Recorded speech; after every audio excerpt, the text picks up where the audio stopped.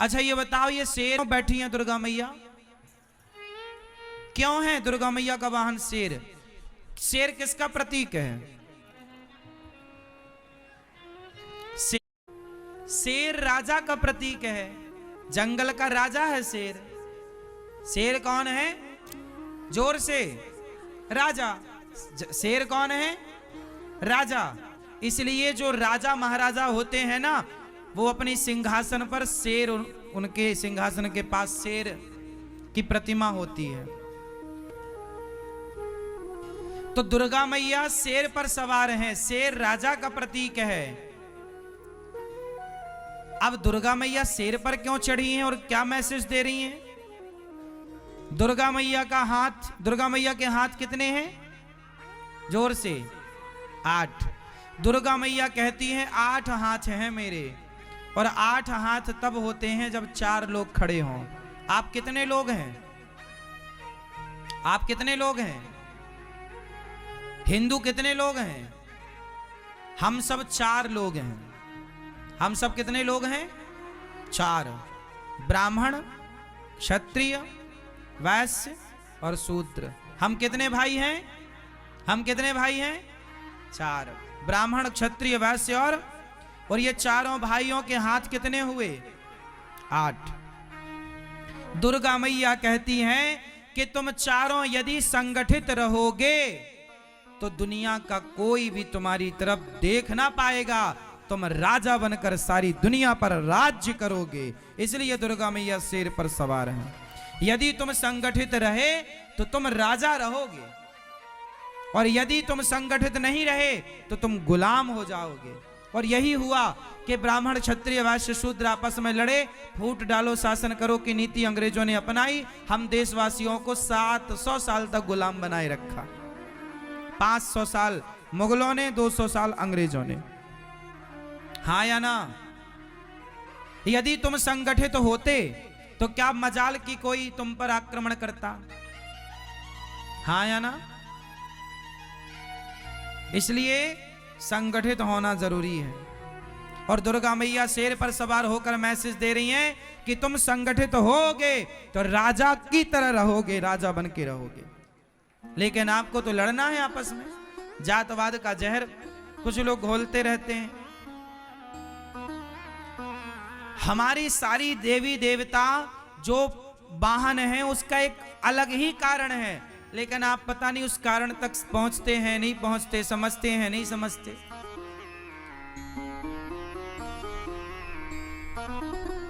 माता सरस्वती का वाहन क्या है? मैया, माता सरस्वती का वाहन क्या है? क्या क्या है भैया? क्यों बैठी हैं माता जी हंस पर? हंस किसका प्रतीक है? नहीं,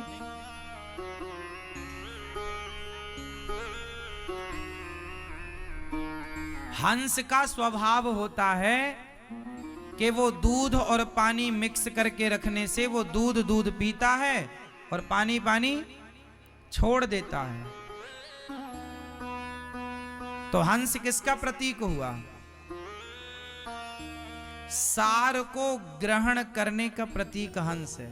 सार को गही लहे, थोथा दे उड़ाए। तो हंस जो है वो दूध पीता है, पानी छोड़ देता है। तो सरस्वती मां बैठ गई हंस पर, समाज को मैसेज दिया कि विद्या वही सफल है, बुद्धिमान वही है जो सार को ग्रहण कर ले, असार को छोड़ दे। विद्वान वही है जो सार को ग्रहण करे। मेरी अच्छाइयां ग्रहण कर लो, मेरी बुराइयां छोड़ दो। लेकिन जमाना अच्छाइयां कम ग्रहण करता है, बुराइयां पूरी। तो हंस पर बैठने के पीछे का मैसेज ये है। गणेश जी चूहे पर बैठे हैं। चूहा क्यों? चूहा किसका प्रतीक है?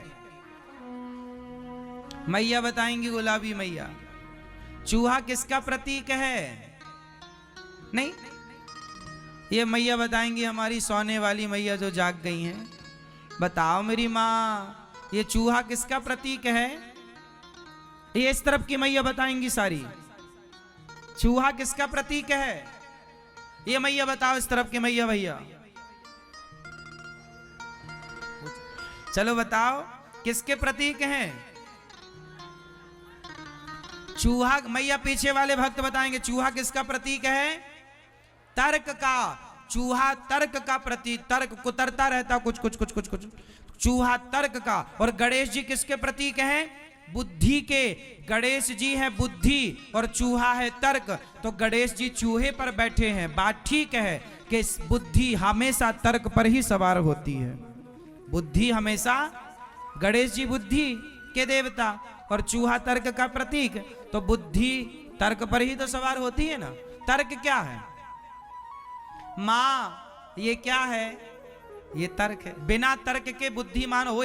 छोटे छोटे बच्चा ना तर्क करते हैं, ये क्या है माँ, ये क्या है माँ, ये अंगूर ऐसा क्यों होता है?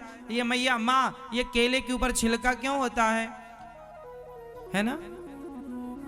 ये आग गर्म क्यों होती है? ये चंदा को मामा क्यों कहते हैं? ये तर्क है। बात समझ में आ रही है? समुद्र गहरा क्यों है? ये तर्क है। अब बताओ इस तर्क का उत्तर दो, समुद्र गहरा क्यों है? पानी ठंडा क्यों होता है? ये तर्क है। तो जब तक तर्क मीन्स क्वेश्चन, प्रश्न, आप जब तक तर्क नहीं करेंगे, प्रश्न नहीं करेंगे, तब तक आपका विवेक नहीं बढ़ेगा, बुद्धि। हाँ, इसलिए जिज्ञासु बच्चे अच्छे होते हैं। बच्चों का स्वभाव जिज्ञासु होता। माँ ये क्या है, ये क्या है, ये क्या है, ये क्या है, ये क्या है? माँ बताएगी ये ट्रेन है, ये बस है, ये ट्रेन कैसे चलती है, ये क्या होता है, ये क्या, सब बच्चे पूछते हैं। तो ये तर्क है, जिज्ञासु है, प्रश्न है। बिना जिज्ञासा के आप कुछ नहीं समझ पाएंगे। तो तर्क किस पर सवार है? बुद्धि किस पर सवार है? बुद्धिमान वही जो तर्क जानता है। जैसे मैंने कहा भगवान सब जगह होते हैं, फॉर एग्जाम्पल, जैसे मैंने कहा कि भगवान, तो आपने तुरंत तर्क कर दिया महाराज जी सब जगह होते हैं तो दिखते क्यों नहीं? ये तर्क है। अब जैसे आपने तर्क दिया कि भगवान सब जगह होते हैं, आपने कहा भगवान सब जगह होते हैं, दिखते क्यों नहीं? आपने ये मेरे से तर्क किया। ये तर्क मतलब ये प्रश्न, आपने प्रश्न पूछ दिया, तर्क किया। अब उसमें मैं दूसरा तर्क दूंगा कि जैसे मिश्री में मिठास होती है पर दिखती नहीं है, उसी तरह भगवान होते हैं दिखते नहीं है। तर्क से तर्क को काट दिया। जैसे लोहे से लोहा कटता है, ऐसे ही तर्क से तर्क कटता है। ये तर्क शास्त्र होता है मेरी माँ, इसकी पढ़ाइयां होती हैं। इतने जल्दी तुम्हारी खोपड़ी में सब चीजें ना घुसेंगी, पर फिर भी हम तुम्हें समझा रहे हैं जितना तुम समझ पाओ। इसका बहुत पढ़ाई करनी पड़ती है, समझना पड़ता है चीजों को। तार्किक व्यक्ति भी बुद्धिमान होते हैं, बिना तर्क के व्यक्ति बुद्धिमान हो ही नहीं सकता। इसलिए बच्चों को तर्क करना। आजकल के बच्चे ना माँ बाप से कुछ पूछते हैं, माँ ये भगवान है तो दिखते क्यों नहीं, ऐसा क्यों? तो माँ अरे चुप रह, चुप रह, ये तुम्हारी माँ ना तुम्हारी बुद्धि का विकास नहीं होने दे रही है। हर जगह बच्चों को चुप ना कराया करो। बच्चे प्रश्न कर रहे हैं मतलब बच्चे अच्छे हैं। जो प्रश्न नहीं कर रहा वो बोदा है, बोदा।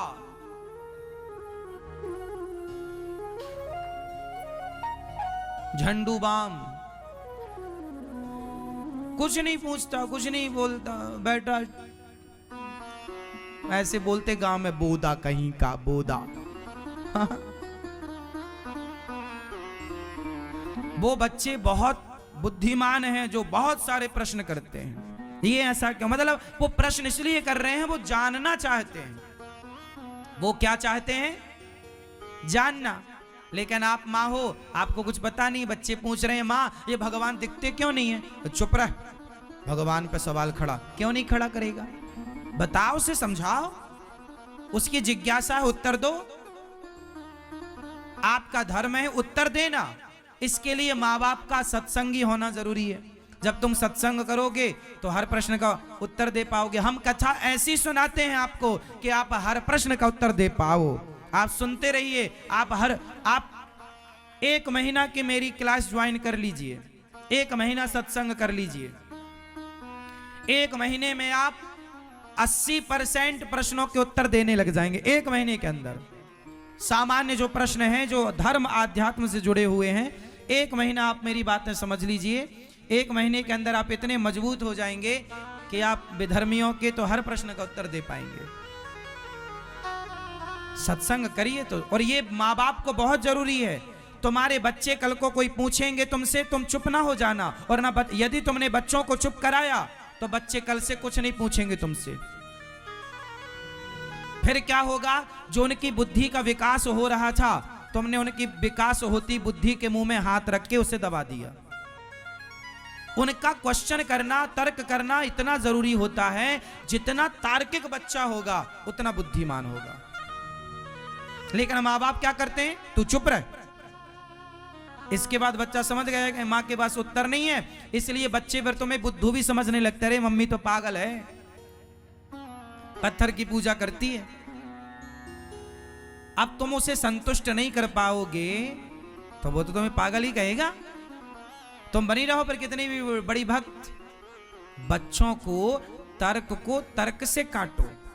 बच्चों के प्रश्न का उत्तर यदि तुमसे नहीं आता तो बच्चों से कहो, बेटा हम तुम्हें गुरुजी के पास लेकर चलेंगे, तुम गुरुजी से पूछना, वो तुम्हारे प्रश्न का उत्तर देंगे। इसी बहाने संतों के पास जाओगे, संत समाधान करेंगे तो बच्चों की श्रद्धा संतों से जुड़ेगी, बढ़ेगी और तुम्हारी भी गरिमा भी बनी रहेगी। अब तुम चुप करा दोगे तो बच्चों का जितना उत्थान होना था, जितनी बुद्धि का तेजी से विकास होना था, सब दब गया, खत्म।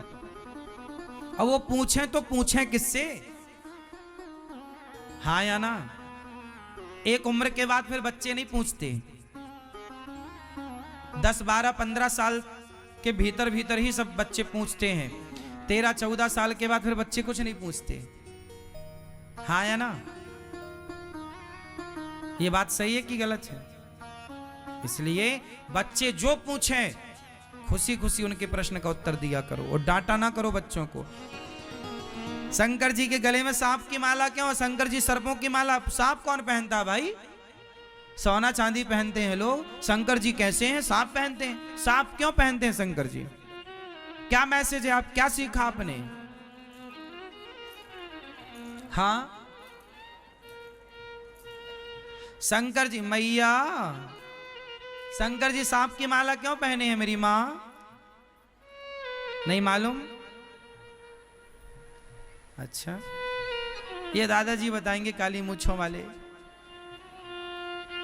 नहीं, कभी पूछा नहीं आपने शंकर जी से?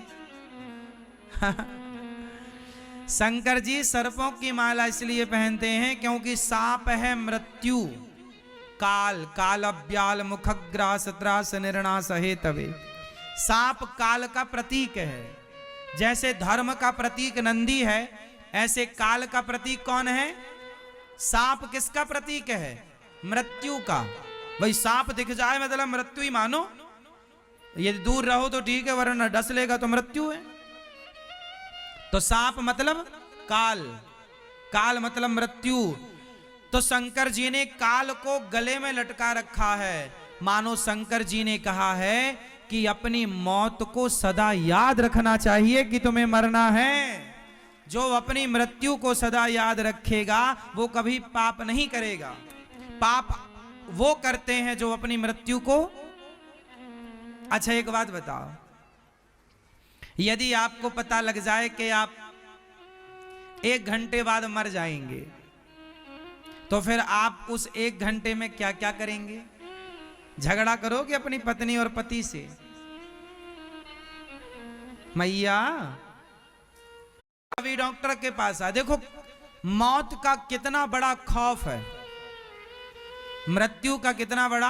आप किसी से कह दीजिए कि तुम मर जाओगे 2 दिन बाद, तो वो 2 दिन में सारी जिंदगी में जितना बढ़िया ना हो पाया वो 2 दिन में बढ़िया हो जाएगा। हाँ या ना? एक डॉक्टर के पास एक शराबी चला गया। डॉक्टर साहब देखो जरा हम बीमार क्यों हैं? नशे में गया। डॉक्टर साहब ने कहा सुनो, एक्सरे वगैरह किया, उसका चेकअप किया, डॉक्टर ने बताया कि तुम्हारा पेट में किडनी गुर्दा लीवर सब खत्म हो चुका है, तुम 5 दिन के अंदर मर जाओगे। और जैसे ही डॉक्टर ने कहा उसकी शराब उतर गई।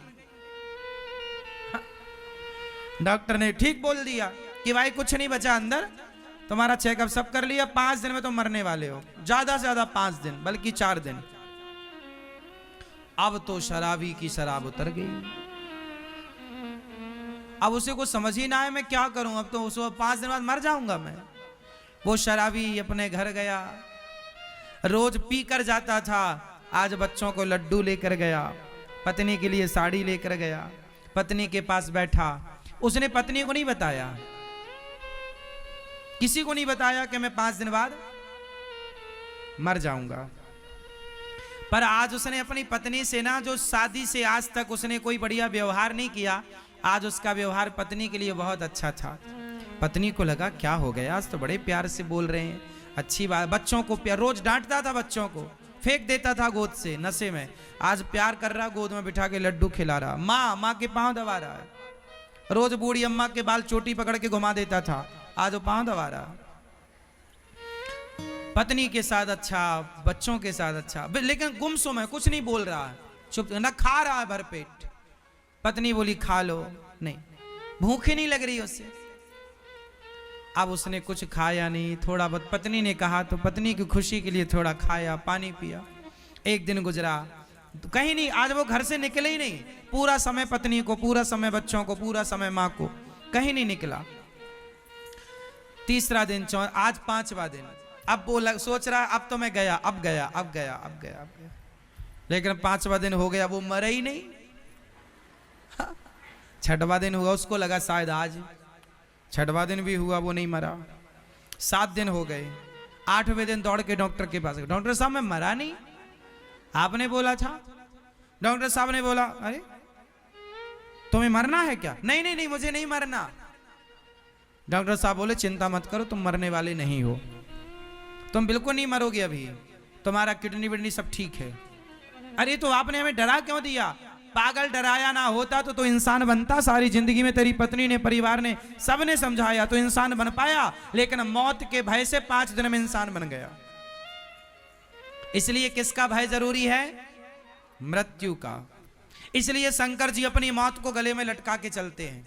ए दुनिया वालों देख लो, काल मृत्यु है, और 2 बातन को भूल मत, जो चाहे कल्याण, नारायण एक मौत को दूजे श्री भगवान। अपनी मृत्यु को और अपने भगवान को सदा याद रखना चाहिए।